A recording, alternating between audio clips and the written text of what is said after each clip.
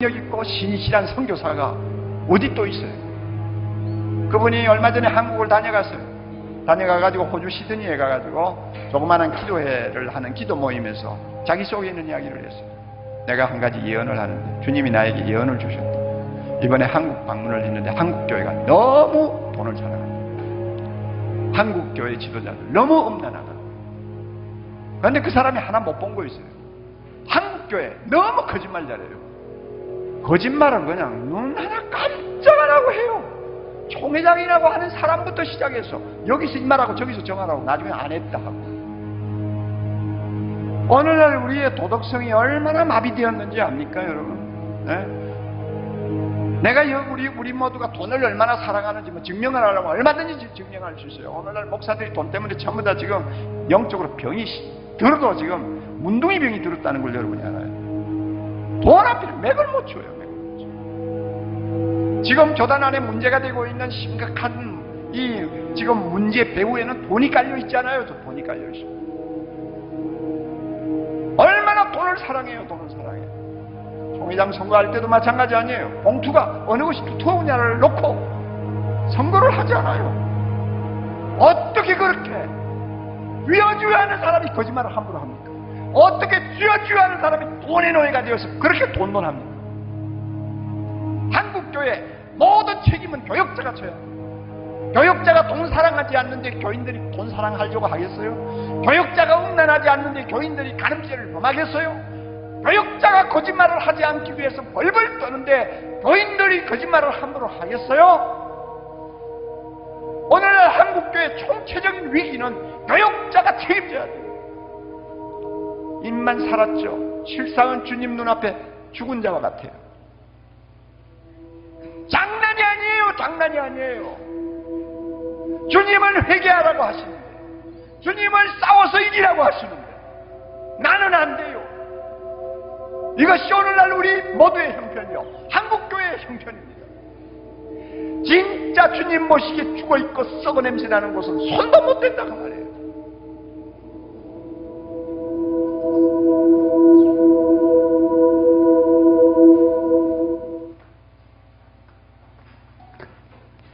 하는 목사님께서 목회자들 세미나, 교회 갱신 그 세미나에서 한 설교의 내용입니다.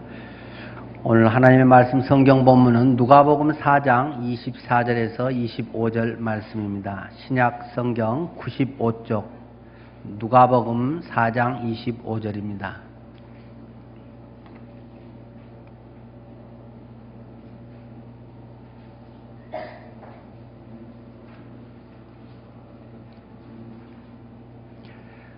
누가복음 4장 25절.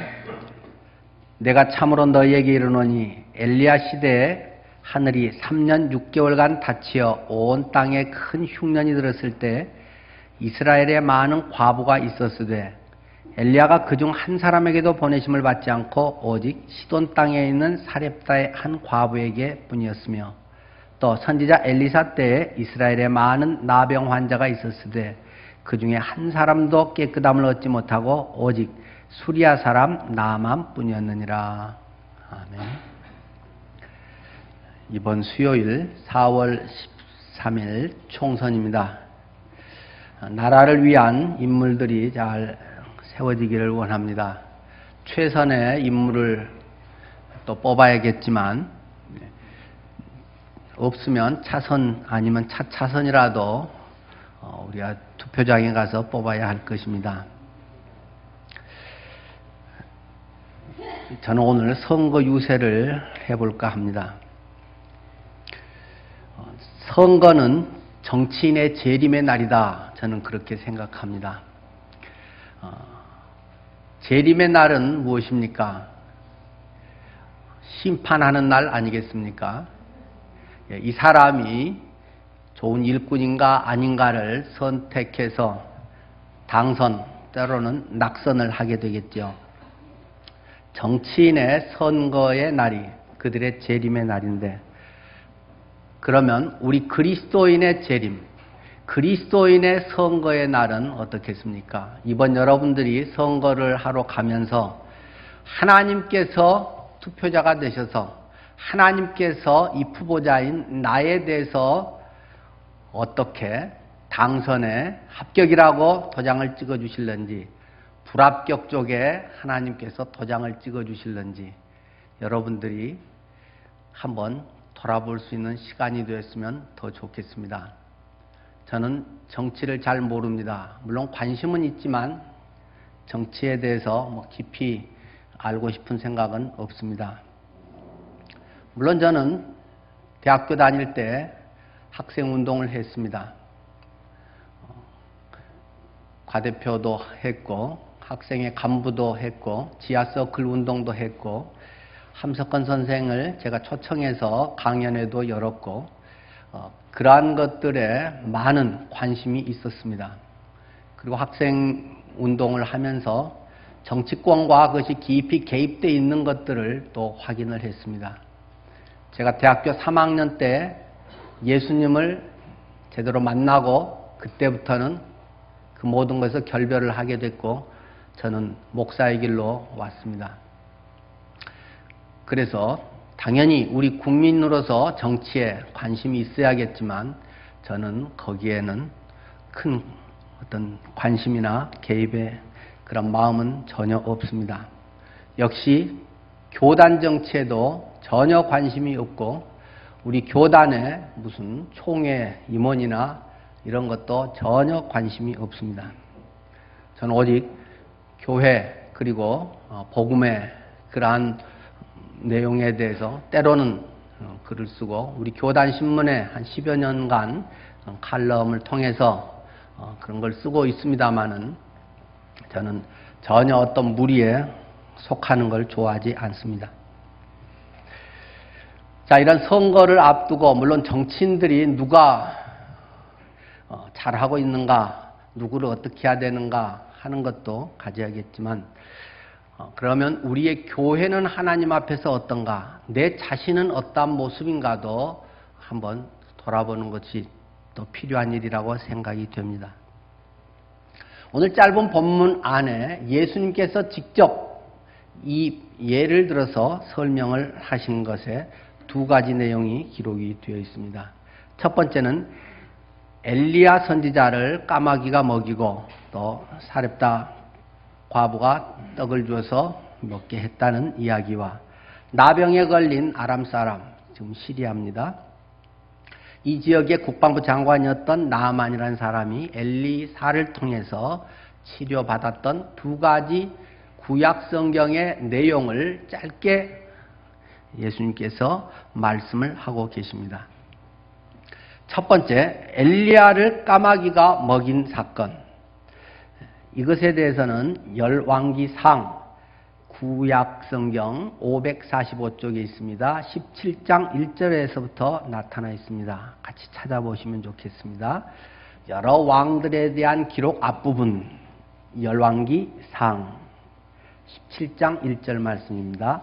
구약성경 545쪽입니다.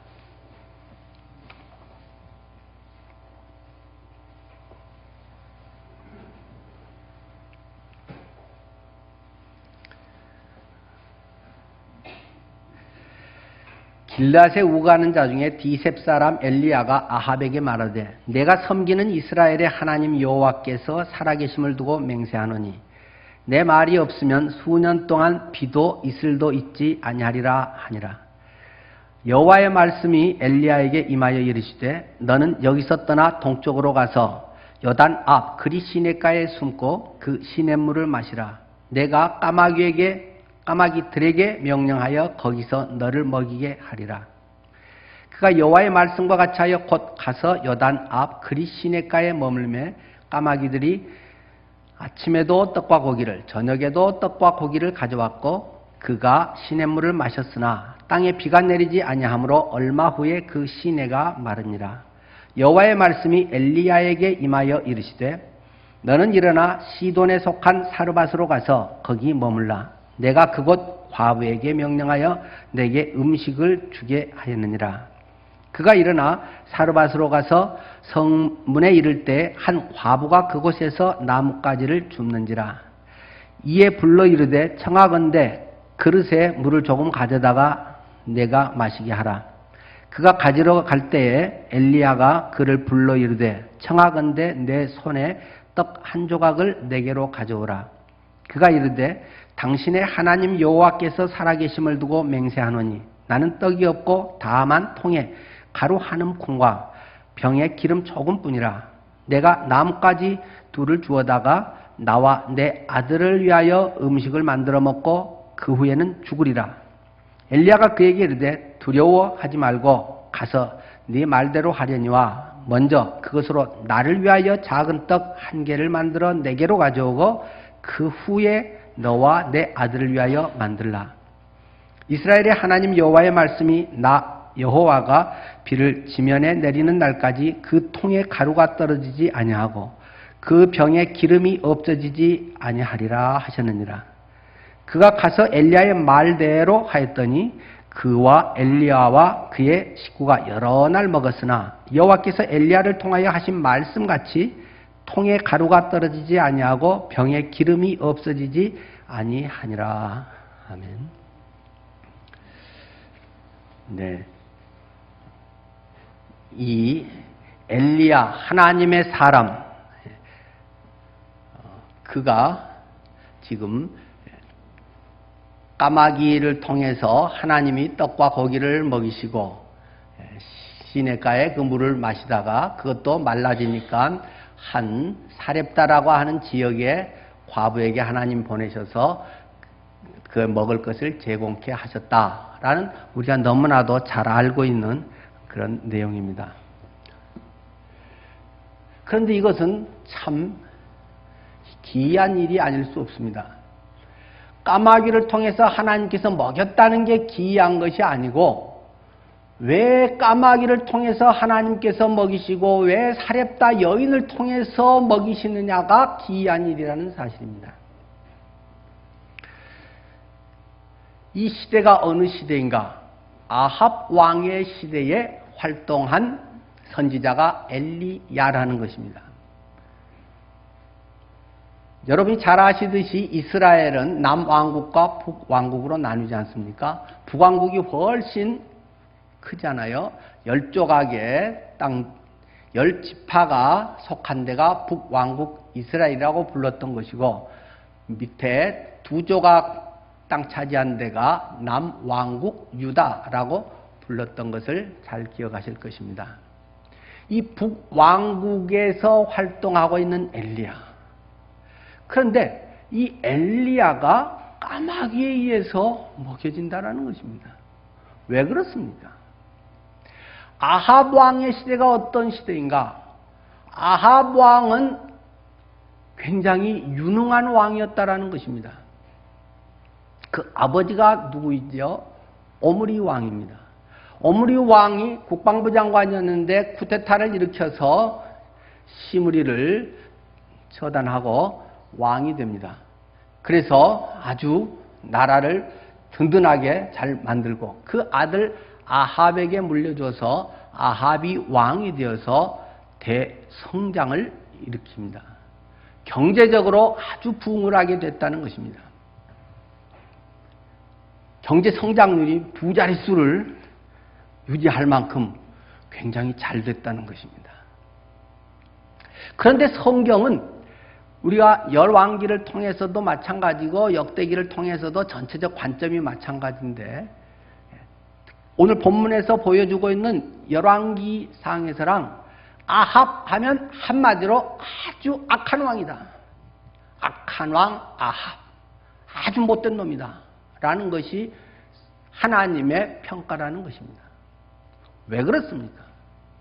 오늘날식으로 하면 경제대통령입니다. 백성들이 잘 살게 했습니다. 일자리 창출을 많이 했습니다. 사람들이 잘 먹고 살게 해주는 왕이 아합 왕이고 국방도 튼튼하게 하고 여러 가지에 아주 잘한 왕입니다. 오늘날 그런 대통령을 뽑으면 아주 잘했다고 박수치지 않겠습니까? 그러나 하나님은 아주 악한 왕 아합, 아주 대표적인 인물로 그를 꼽는다는 것입니다. 무엇이 문제가 되겠습니까? 우리는 그 정치 철학, 그 북왕국의 이념이 무엇인가를 성경을 통해서 어렵지 않게 확인할 수 있습니다. 그가 누구랑 같이 사는가 하는 것을 보면 그것을 우리에게 잘 보여준다는 것입니다. 여러분이 잘 기억하시죠? 아합의 부인이 누구입니까? 이세벨입니다. 다른 데는 그 부인에 대한 자세한 얘기가 이만큼 많지 않은데 이 이세벨에 대해서는 성경이 꽤 자세한 이야기를 하고 있습니다. 이세벨이 그것을 주도해가고 있는 그러한 상황을 보여주고 엘리야를 죽이려고 하니까 나중에 그 바로 몇 분, 한 시간 전에 갈멜산에서 대승리를 거두고도 나중에 도망치고 로뎀 나무 밑에 가서 아이고 나 죽겠네, 나 죽여주세요 하는 우울증에 빠지지 않습니까? 거기에 가장 중심이 되어 있는 여자가 이세벨이라고 성경은 이야기해 줍니다. 이세벨의 사상, 통치 철학, 그 마음의 가치관이 무엇인가요? 그는 바알과 아세라 신을 섬기는 여인이라는 것을 확실하게 성경은 밝히고 있습니다. 바알과 아세라를 숭배한다는 것은 무엇입니까? 이 옛날 가나안 백성들이 가나안 땅에 그 이스라엘 백성이 들어오기 전에 그들이 섬겼던 그런 신들, 그리고 그 전부터 그 고대 근동 지역에 만연해 있던 신들이 바알 신이고 아세라 신입니다. 바알 신은 그리스 로마 신화로 하면 제우스 또는 주피터 신에 해당하는 그런 신입니다. 풍요의 신입니다. 모든 것을 다 주관해서 가장 힘이 센 신입니다. 남성의 신이고 그와 딱 짝이 되어 있는 신이 아세라 신, 여자 신입니다. 그래서 바알 신, 아세라 신의 숭배, 그것의 산물이 이세벨이라고 하는 왕비라는 것입니다.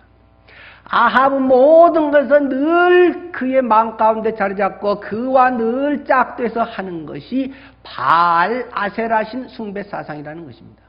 풍요의 신 숭배 사상이라는 것입니다. 외형적, 물질적 이러한 것이 충족되는 그것이 그대의 목적이고 그 세속적 성공관이 그의 삶의 욕망이요 방향이라는 것을 말해주는 것이 아합 왕의 시대라는 것입니다.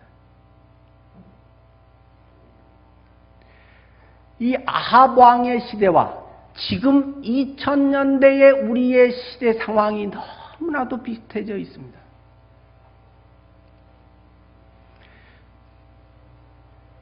우리가 지금 추구하고 있는 이 경제적 상황, 성공이라고 말하는 것, 잘 산다고 말하는 것, 저 사람이 훌륭하다고 말하는 것의 이유는 무엇입니까? 돈을 잘 벌기 때문입니다.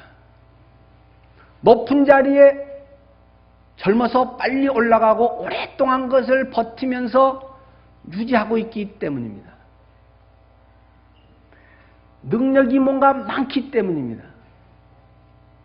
그 사람의 인격이 무엇인지, 그가 참으로 무슨 생각으로 인생을 살아가고 있는지, 남에게 어떠한 유익을 끼치고 있는지, 그 이상의 어떤 것에는 별 관심이 없고 외모적이고 학벌적이고 겉으로 드러난 것이 화려하고 뭔가 세상 사람들이 오 잘됐다 뭐라고 하는 것에 그것에 노예가 돼서 쫓아가고 있는 시대가 아합의 시대요 오늘 우리의 모습이 아니겠는가 하는 것입니다. 하나님의 선지자가 하나님의 말씀 전한 사람이 당연하게 하나님의 백성들이 있는 땅에서 하나님의 백성들이 공급하는 것을 통해서 살아가는 것이 당연한 원리인 것입니다. 그런데 그렇게 할 수가 없습니다. 그곳에서 발붙이고 살 수가 없습니다. 그곳에서 아무리 설교를 해도 먹히질 않습니다. 오래 그를 지배하고 있는 그 가치관이 오래 성공주의에 매달려 있고 어떻게 하면 돈 잘 벌고 어떻게 좀 뭐 잘해가지고 좀 더 좋은 자리에 빨리 가고 하면 그것에 박수치고 사는 것이 그의 평생에 보고 배우고 살아온 인생의 뿌리이기 때문에 아무리 설교를 해도 그 목사님이 하는 말이죠. 뭐 성경에 좋은 말이죠. 뭐 그러면 좋지요. 하지 사람들이 별로 변화되지 않는다는 것입니다. 깊은 회개가 없다는 것입니다. 통회하면서 자신을 별로 꺾지 않는다는 것입니다. 엘리야가 어디로 가겠습니까? 그래서 하나님께서 이렇게 말이 안 먹히는 곳에는 심판이 있을 수밖에 없다. 그래서 하나님의 심판의 방법은 무엇이겠습니까? 풍요를 추구하고 돈 많이 벌고 뭔가 보장이 돼 있고 그것을 깨뜨려야 되는 거 아니겠어요? 그렇기 때문에 그 시대에 1차 산업시대 아닙니까? 농경문화가 중심이 되어 있는 사회에서 제일 치명타가 무엇이겠습니까? 비 안 오는 것입니다. 씨 뿌려도 빼빼 말라버리고 추수가 잘 안 되고 그래서 하나님께서는 3년 반 동안 흉년이 들도록 비가 안 내리도록 하셨다는 것입니다. 그러니까 자기들도 당장 먹을 거 없는데 잘 살았는데 지금 당장 자기도 쪼이는데 무슨 하나님의 말씀이고 뭐 엘리야 선지자고 뭐고 그런 것이 눈에 들어올 것이 없습니다. 아침부터 밤까지 하여튼 돈 벌고 뭐 하고 자기의 목표 이루는 욕망을 충족하는 것에 전부 혈안이 돼서 살아가기 때문에 이 엘리야가 해볼 도리가 없습니다. 엘리야는 뭐 땅 파먹고 사는 사람이 아니라 말씀 전하고 하나님 주신 거 먹고 사는 사람이기 때문에 그곳에서 있을 수가 없기 때문에 하나님이 자 그러면 너는 그리 시냇가로 가거라. 거기서 물 마셔라. 누가 사람이 그거 관심 가지고 할 사람이 없어. 그런 것에 관심 있는 사람이 없어. 동물이 까마귀라도 대신 그거 뭐 해줄 테니까 까마귀가 떡과 밥과 반찬 물어다 줄 테니까 그것 먹고 연명하고 있어라 했다는 것입니다. 그런데 이 재해 현상이 한쪽에만 있는 것이 아니라 전 이스라엘 지역에 있기 때문에 그 그리 시냇가도 말라버려서 이제 그곳에서도 어쩔 방법이 없다는 것입니다. 그래서 하나님께서 2차적인 방법을 쓰십니다. 그것이 이 사렙다 과부에게 가거라 하는 것입니다. 사렙다라는 말과 아까 열왕기상에서는 사르밧이라고 했는데 똑같은 지역입니다. 사렙다라고도 하고 사르밧이라고도 합니다. 그래서 그곳에서 한 여인을 만났더니 한 여인이 뭔가 나무를 이렇게 좀 줍고 있더라는 거죠. 뭐 하려고 하는데요? 내가 이제 다 먹고 마지막 하나 탈탈 털어 먹으면 다 떨어집니다. 통장에 마지막 몇백 원 갖고 라면 사가지고 마지막 식구들하고 라면 한 두세 개 끓여서 먹고는 이제 더 이상 없으면 뭐 굶어 죽어야지 어떻겠어요. 하고 있는 여인을 만났다는 것입니다. 그래서 그 여인에게 가서 아주 뻔뻔스러운 엘리야가 이야기하죠. 오, 그렇습니까? 그런데 라면 끓이면 먼저 나한테 좀 한 그릇 갖다 주고 그 다음에 당신하고 당신 자녀들 나머지 먹으시오. 이렇게 아주 뻔뻔스러운 이야기를 하죠.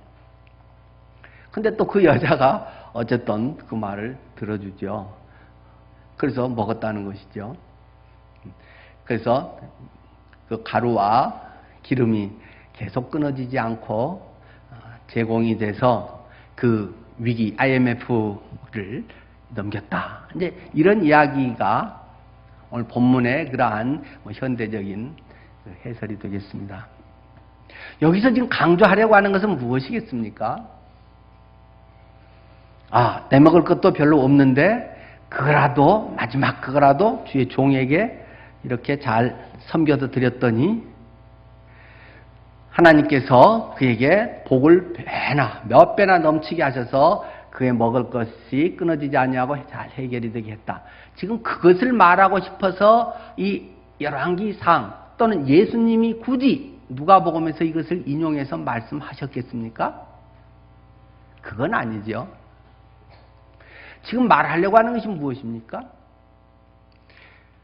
오늘 읽었던 본문의 말씀에 보면 두 가지가 대조가 돼서 짧은 구절에 의도적으로 대조를 시켜서 이야기하고 있습니다. 다시 한번 누가복음 4장 25절입니다.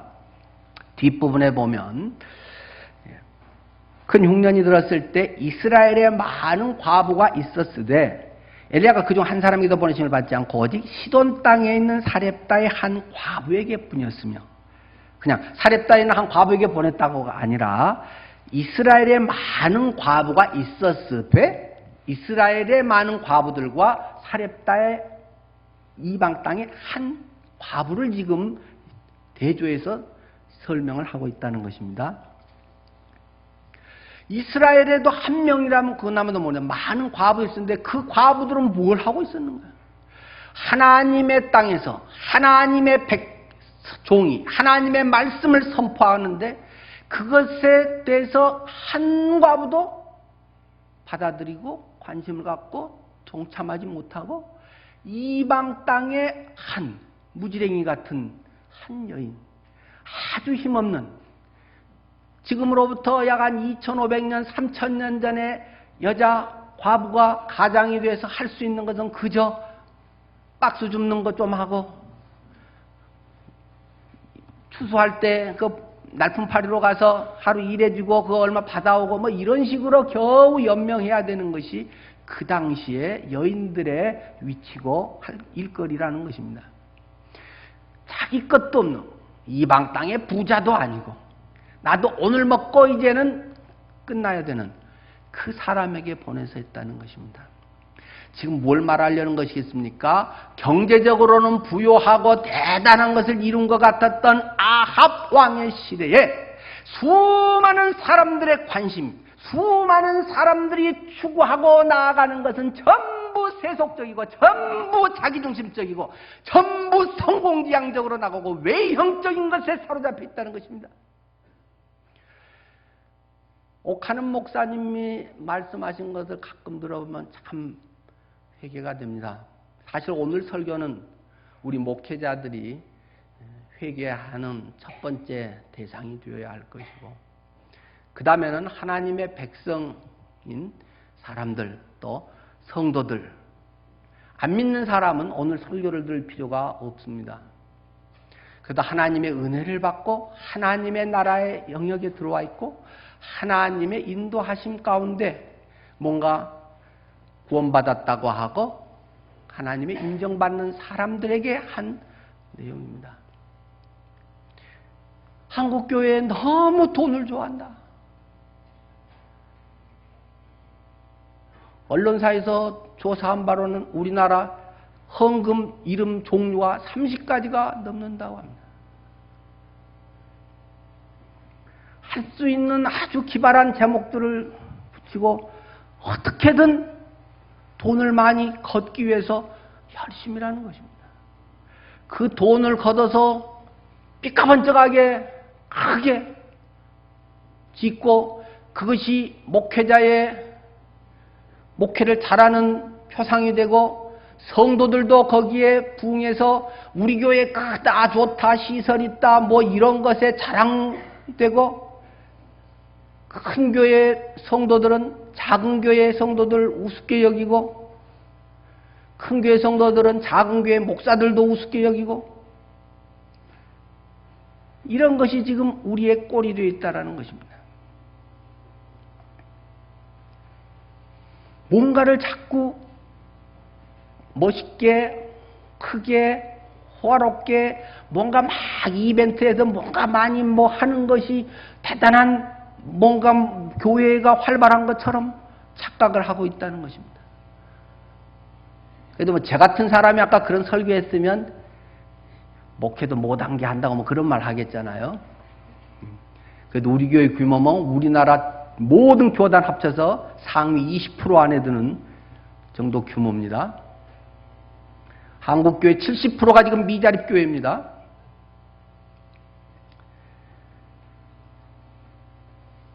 돈에 너무 관심이 있고 성도들도 돈에 너무 관심이 있어. 어떻게 하면 돈을 많이 버는가? 어떻게 하면 하나님이 복을 많이 주셔서 내 재산이 많아지는가? 이런 것에 아주 관심이 많다는 것입니다. 우리 자녀가 어떻게 하면 돈 많이 주는 직장에 들어갈 수 있는가? 취업관, 결혼관, 이런 것들이 어떻게 하면 돈 많은 버는 직장 사람하고 결혼하고, 어떻게 하면 뭐가 이렇게 보장이 되고, 어떻게 하면 좀 힘이 있고, 어떻게 하면 남보다 나은가? 이것이 우리들의 자녀들에 대한 결혼관일 수도 있고, 성공관일 수도 있고, 부모가 그거 적어도 내가 요만큼은 해주고 가야지 하는 것이 크리스찬들의 마음속에도 여전하게 뿌리내리고 있다는 것입니다. 교회가 돈이 많아지면 좋은 일일 수 있습니다. 돈이 많아서 정말 좋은 데 쓸 수 있으면 얼마나 좋겠습니까? 여러분이 개인적으로 좋은 데 쓸 수 있는 것보다 교회가 그것을 가지고 더 모아서 더 가치 있는 일에 할 수 있는 일이 더 많고, 그것은 참으로 귀한 일입니다. 그러나 결국 교회는 가난한 게 좋다라고 저는 생각합니다. 없어서 가난한 게 아니라 주님을 위해서 많이 드리지만 그것이 필요한 대로 잘 전달이 되고, 하나님의 사역이, 하나님의 왕국이 이 땅에서 경험되기 위해서 그것이 잘 흘려보내져서, 그리고 우리들 자신은 좀 더 가난해지는 그런 교회가 좋은 교회 아닐까요? 우리 교회가 막 커져서 여기다가 수십억, 백억 이런 것을 해서 짓는 게 능력 있는 좋은 교회인가요? 아마 제 평생에는 그런 일 없을 겁니다. 그런 걸 바라면 담임을 가르치워야 됩니다. 적어도 제 생각에는 전혀 그런 생각이 없기 때문입니다. 성도들 간도 돈 많이 벌기 위해서 너무 그것에 목적을 두지 않기를 바랍니다. 더군다나 교회 안에서 장사하지 않기를 바랍니다. 교회 안에서 뭔가를 위해서 저 사람을 유익하게 하고 그것을 하기 위해서 어떤 것을 할 수 있고, 그런 것은 필요한 일이지만, 내게 유익이 많이 되기 때문에 성도들의 어떤 모임, 사랑방 교회든지 회별 모임이든지 교회 안에서 어떤 장사가 되고, 심지어 바자회라고 할지라도 그것에 대해서 뭘 해가지고 뭐 한다고 너무 그렇게 이익 남기려고 교회가 하는 건 좋지 않다고 봅니다. 교회는 할 수 있으면 손해봐야 됩니다. 할 수 있으면 세상의 원리와 반대로 가야 됩니다. 남들은 다 뭘 하려고 하지만 역시 다르다. 그것이 영원한 생명을 가지고 주님이 나의 전부이고 주님이 전능하시다면서 그분이 나를 사랑하시는 그 부활하신 주님이 내 안에 계시는 사람이 그렇게 살아가는 것이 당연한 것 아니겠습니까? 물론 우리의 기본적인 것을 하나님이 채워주시고 그런 것들이 중요하다는 것은 물론 우리는 다 인정합니다. 우리에게 돈의 이런 문제들, 아까 옥하는 목사님도 지적했듯이 음란의 문제들, 이것은 지금 영적 음란을 이야기하는 것이겠습니까? 아닙니다. 육체적인 음란을 지금 옥하는 목사님은 이야기하고 있습니다.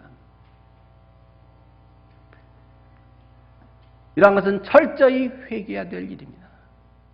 혹시 이 자리에 계신 성도 여러분, 여러분 중에도 지금도 정직하지 않은 부부간의 아름다운 그러한 일 말고 다른 어떤 것에 여러분들의 죄된 그런 간음이 있습니까?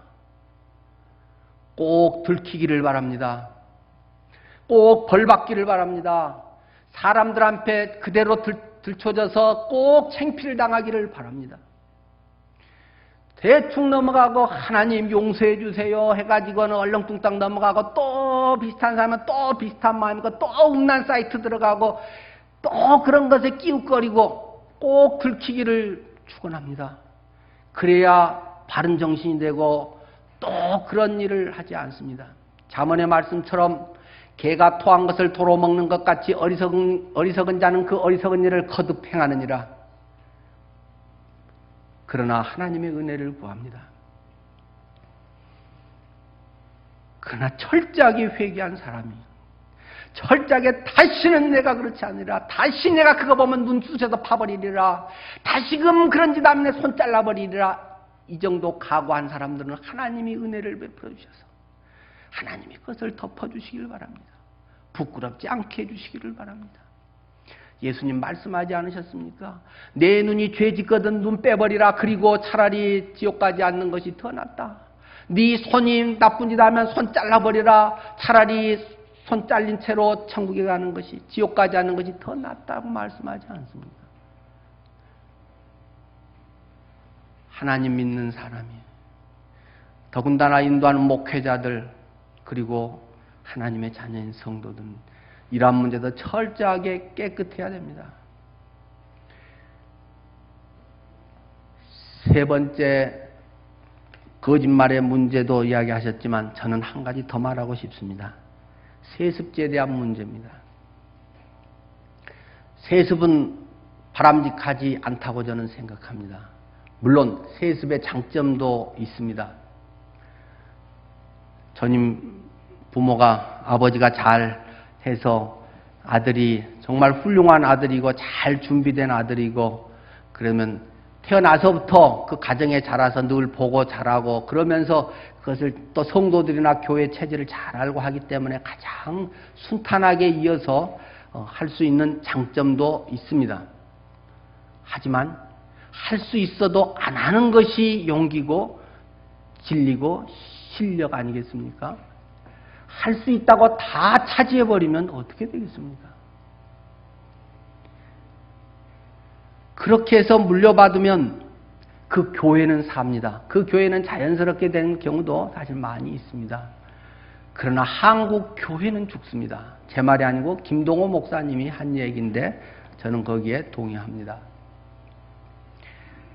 자기 개인 기업인 회사라고 할지라도 그것도 자식들에게 주식 물려주고 해서, 물론 이제 세금 정당하게 내고 하면 그나마 낫겠지만, 하여튼 물려줘서 대대로 이렇게 계속 금수저로만 나가면 우리 같은 사람은 어떻겠습니까?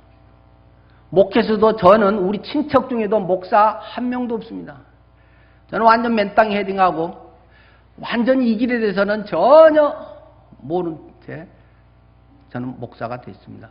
저는 완전 이게 통에는 흙수저입니다. 제가 어떻게 담임이 되겠습니까?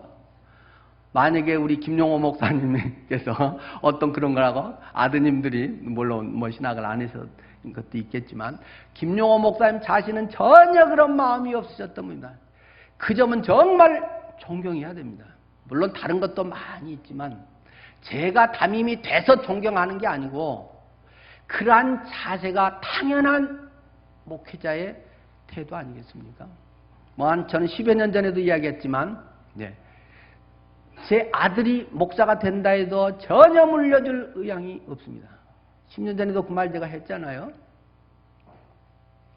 만약에 네가 능력이 있으면 개척하든지 딴 데 가서 그 능력과 실력으로 목회하는 게 더 아름답지 않겠습니까?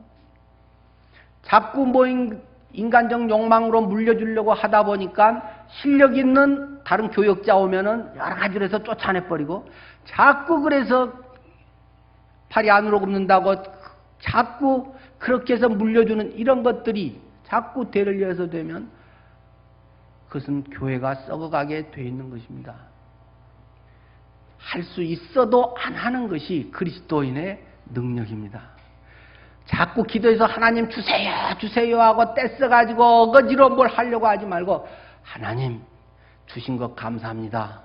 그런데 안 할 수 있어서 더 감사합니다. 내게 이익되는 건 말입니다. 싫은 거는 내가 하고 불리한 건 하고. 그러나 또 세습에서도 어떤 건 아름다운 것도 있습니다. 시골 교회 자립이 안 돼서 정말 누구 오려고 하는 사람 없는데 자기 아들이 다른 데서도 잘하고 있고 능력이 굉장히 좋은데도, 아버지 제가 그러면 아버지 뒤를 이어서 오려고 하는 사람도 없는데 그러면 제가 이 어려움 감수하고 목회하겠습니다. 그렇게 세습하면 박수 쳐줘야 됩니다. 그러나 거의 대부분은 좋은 자리고 그것이 뭔가 기득권을 갖게 돼 있고, 아버지가 계속 거기서 영향력을 발휘하면서 노후를 뭔가 좋게 하기 위해서 한다면 그것은 주님의 종의 모습은 아닙니다. 여러분은 어떻습니까? 여러분의 좋은 거 있으면 자식이에 물려줘서 더 잘할 수 있는 누군가가 있는데도 물리치고 한다면 그리스도인의 모습은 아니겠죠. 아합 왕의 시대는 어떻게든 필요한 건 거머쥐고 나봇의 포도원, 조상들이 물려준 그것도 어떻게든 돈 줄게, 따블 줄게 해도 안 되는 게 이세벨이 나서서, 성공주의 이 여인이 나서서 자꾸 그 바람을 넣어서 쟤 죽여버려. 그걸 싹 죽여버리고. 그랬더니 아합이 무슨 일이요 여보? 그러면 안 되지. 이래야 되는데 왕이 내가 못한 일을 당신이 했네 고마워 하고 덥석 받아가지고 그 노른자위 땅을 지가 차지해버리고. 이런 악한 왕이 아합 왕이다. 혹시 여러분 마음에는 그런 거 없나요? 좋은 건 내가 차지하려고 하지 않나요? 어떻게든 남은 손해봐도 내가 돈 더 벌고 이익 보려고 그런 것에 여러분 발 담그고 있는 건 없나요? 손해보기를 바랍니다. 손해를 자원할 수 있는 사람이 그리스도의 마음, 부활의 능력을 가진 사람 아니겠습니까? 또 한 사람은 이야기를 하고 있습니다. 나병에 걸린 나만 장군이라는 것입니다. 아까 본문에서도 읽었듯이 또 선지자 엘리사 때에 이스라엘에 많은 나병 환자가 있었을 때 그 중에 한 사람도 깨끗함을 얻지 못하고 오직 수리아 사람 나만 뿐이었느니라. 수리아 사람 나만 한 명만 고침받았다가 아니고 또 대조적으로 이스라엘에 많은 나병 환자가 있었으되 이스라엘은 있고 당연히 엘리사는 이 이스라엘의 선지자니까 그들을 고쳐주고 그 천연과 같은 아주 희귀병, 난치병 그것에 고침받아야 되는 게 당연한 건데 그 사람들은 그 혜택을 옆에 두고도 못 보고 저기 시리아의 군대 장관이었던 처음에는 아주 뭐 뻣뻣했던 이 사람이 오히려 치료를 받았다라는 것입니다. 하나님의 백성은 어려서부터 교회에 다니고 집사의 직분도 있고 오랫동안 그래서 좋은 말도 많이 들었는데 하나님의 은혜를, 하나님의 치유의 역사를, 그 영적인 새로운 큰 기쁨을 누리지 못하고 맨날 나쁜 짓 하다가 그러다가 사형당하다가 어쩌다가 예수님 옆에서 한마디 들은 십자가의 그 강도는 낙원에 갔다는 것입니다. 평생 못된 짓 되고 저런 놈이 하고 지탄받던 사람은 오히려 스님의 인정을 받고 하는데 오랫동안 신앙생활하고 어려서부터도 뭐 10가지 하고 뭐 또 성경도 잘 알고 찬양대 온다고 주일학교 교사도 하고 많이 했는데 허당이라는 것입니다.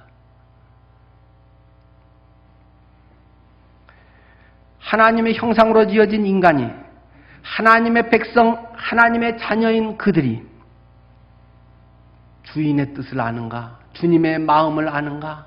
주님의 의도를 파악하고 그 사명 가운데 살아가고 있는가? 왜 하나님이 아브라함에게 약속하셨던 땅으로 애굽에서 뺑뺑이를 돌고 돌고 돌아서 모세의 인도로 여호수아의 인도로 가나안 땅에 다시 들어왔는가? 이제는 편안히 살고 노후 걱정 없이 살기 위해서가 아니라 하나님의 땅에서 하나님의 일을, 하나님의 사명이 있기 때문에 그곳에 넣어줬다는 것입니다.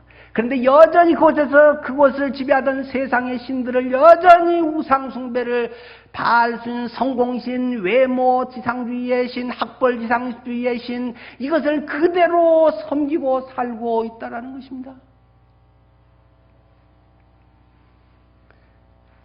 새로 여기에 조금 스피커 있었던데 딱지로 붙여놓으니까 되게 지저분해가지고 그것을 가릴 겸 구절을 했습니다. 뭘로 할까?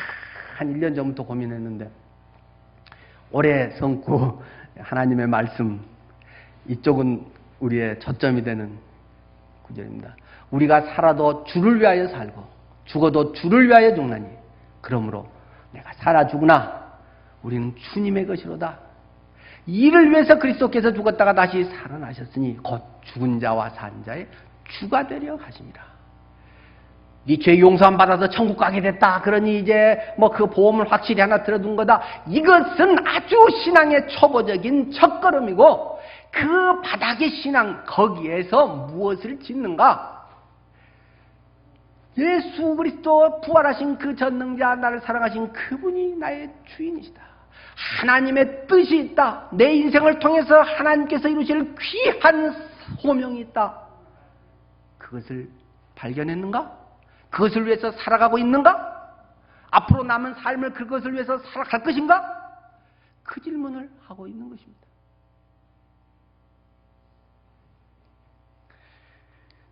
우리는 하나님의 왕국을 위해서 무엇을 준비하고 어떻게 살아가야 되겠습니까? 하나님께서는 우리가 해야 할 우선순위에 나눠서 내가 안 하면 다른 누군가를 통해서도 하실 수 있다는 것을 또 말씀하십니다. 이스라엘 백성이 그 일을 안 하니까 이방 사람을 통해서, 그것도 아무 힘없는 같은 여인을 통해서, 아니면 까마귀 같은 동물을 통해서라도, 아니면 돌이라도 소리치기를 통해서 하나님은 하나님의 일을 이루어 가십니다. 그러나 하나님의 그것을 빨리 깨닫고 쓰임받을 수 있는 사람은 얼마나 보람된 값진 인생이겠습니까? 선거에 하나님께서 여러분을 그 합격 당선에 도장 찍어주시기를 축원합니다. 선거 유세가 먹히기를 바랍니다. 기도하겠습니다.